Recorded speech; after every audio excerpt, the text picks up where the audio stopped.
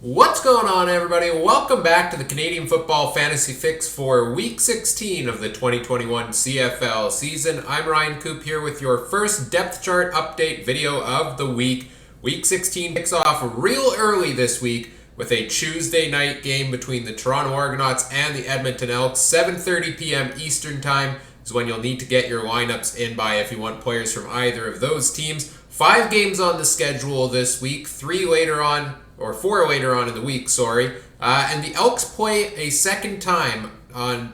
They play tonight on Tuesday, and they play on Friday night as well. Points count as double for any Elks players playing in both games. So I'm here to go through the lineups for this Tuesday game between Toronto and Edmonton. There's some big notables from this game, and stay tuned later in the week. I'll have depth chart updates for the other games as they come out as well. Also, if you missed it, go back, check out yesterday. I released all your positional previews. Obviously, some of the info had changes a little bit once the depth charts come into play, but there's still good info for you there to help you lock up the final week of your CFL fantasy season. Hopefully take home the prize. Let's start off with the Argos depth chart here for this game, and Toronto is resting most of their starters in this game. They've got first place in the East Division locked up. They have nothing to play for in this game, and it shows from their depth chart. Antonio Pipkin will be the starter at quarterback this week. McLeod Bethel-Thompson is listed as the third string, so presumably Pipkin will be getting the full game here, I would imagine. So Antonio Pipkin gets the start at quarterback. DJ Foster is out. John White is out. So AJ Ouellette is your running back this week for the Argos. A great cheap running back option, in my opinion, for CFL Fantasy this week. I think he comes in around $4,000, $4,500. And last time he was in the lineup, he put up a 10-point day. So not bad play there. At receiver, there is no Ricky Collins Jr., DeVaris Daniels, Curley Gittins Jr., Chandler Worthy. All of these guys are being given the seat this week to rest up for the playoffs. Newly acquired Josh Huff will be starting at wideout.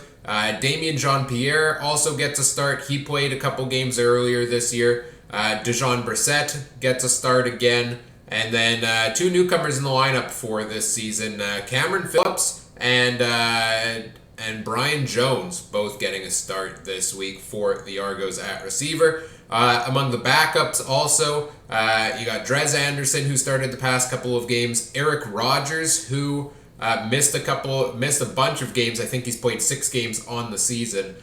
He is back in the lineup, but as a backup, I imagine they'll try to rotate him in a little bit just to get him some reps in before the playoffs. And Jawan Breskison is a backup behind Dejon Brissett. So quite the change to the offensive lineup here for Toronto this week. Interested to see as well who will be handling kick return duties. So far it's been Chandler Worthy for the last while. They do not list on the depth chart who is going to be handling that role, unfortunately. And a lot of guys to pick from here that could potentially be doing it. I don't want to necessarily speculate and give you wrong advice on who that may be. So I would say don't bank on necessarily any Argos giving you big points in the return game.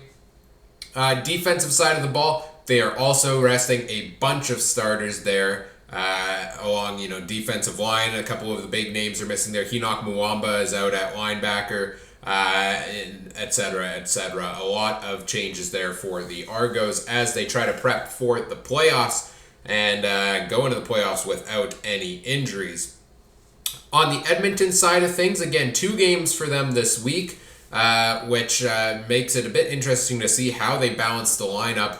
I imagine we'll see some changes for the second game later in the week, but for this one, Taylor Cornelius does start at quarterback once again. I would think there's a chance Nick Arbuckle gets the start in the final game later in the week, but they go with Cornelius again. He's been the hot hand as of late. He gets the start at quarterback. Dakota Prukop is the backup. Arbuckle not even dressed for this game.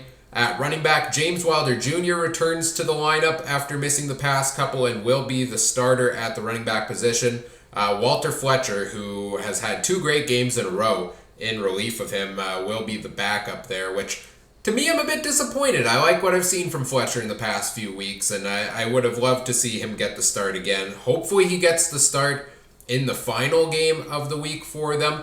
I did have Fletcher as a green light option, a lock of the week at running back. This puts that in jeopardy a little bit. I would be a bit cautious here because if he started the first game, I do believe, one game is potentially enough for Fletcher to still hit close to, if not full value on the week. But the problem is you need to lock in the lineups today on Tuesday. He's not starting in the first game. Don't know yet if he'll start in the second one. So there is a risk there that potentially, say they start Wilder for both. So be a bit cautious in that regard. But if he is playing, I still do think Fletcher is a good option. But there is certainly risk there. At receiver, Armonte Edwards gets another start at receiver. Darrell Walker returns after missing the past couple of games and will get his starting spot back at slot back. Ernest Edwards, who started there the past couple games, will be his backup. Jalen Tolliver gets a start again. Shai Ross, Tavon Smith both get starts this week for this game as well. I do...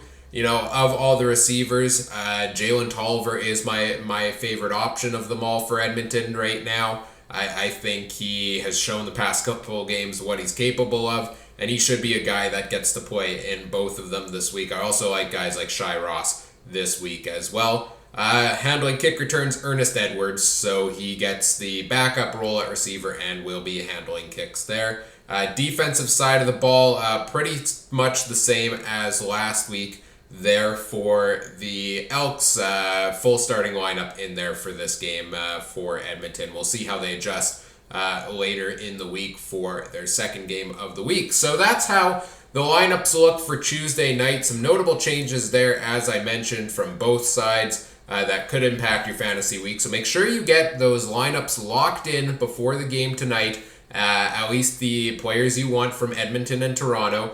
As I said in the previews earlier this week, make sure you don't, put yourself in a bit of a bind. Make sure you leave yourself some cap flexibility. If you have, you're banking on some picks later in the week, make sure you leave yourself with some potential options, some backup plans, because we don't know yet what the depth charts will look like for later in the week. The only thing we do know so far is that Nathan Rourke will be starting at quarterback for the BC Lions instead of Michael Riley. We know that much, but it remains to be seen what the depth charts look like for all of the other teams yet. I'll have update videos out later in the week as those depth charts are released. You can also find all of the lineups. I tweet them out every single week at CooperTrooper42 on Twitter. Starts with a K. Link to it's in the description. Do all the YouTube things, like, comment, subscribe. Let me know what you liked, what you didn't. If you have any fantasy questions, put them in the comments section or tweet them at me at CooperTrooper42, as I mentioned. And if you want to play CFL Fantasy alongside myself and other viewers, there's a link in the description to the Canadian Football Fantasy Fix group over on the official CFL Fantasy site where you can play alongside myself and others this week and throughout the playoffs. Yes, the regular season is ending, but CFL Fantasy continues into the playoffs, and I will be here with all the usual videos each and every week. Might tinker with the format of them a bit for the playoffs because we do get into, eventually it comes down to one game, two teams to pick from. Probably doesn't make sense to do, separate videos on each position, but we'll get to there once we get to there. Enjoy the first game of the week this week. Hope it sets you up for a successful fantasy week. And I'll talk to you again later this week to touch on the other depth charts. As always, thanks for watching. Take care. Have a good one. Bye.